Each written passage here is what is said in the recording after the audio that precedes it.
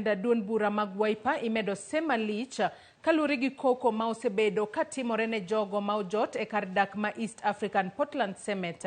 Magibiro e kinde ma jaod bura makagundo Fabian Kule seyo jatend Wiper Kalonzo Musyoka kuom tero joherage e lop East African Portland Cement kendo jiwogi mondo kik gidar e lobno e kinde mane otimo romo e alwora no.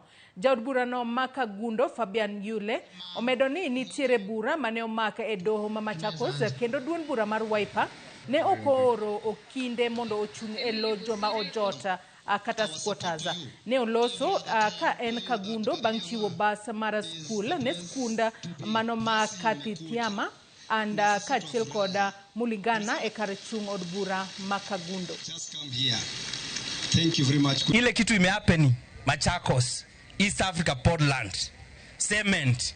Watu wa chama Wiper watoke nje na wakodem. Ni wao wameanzisha, wakaenda wakachukua their supporters, wakaingia East Africa land, wakagrab na wakauzia investors.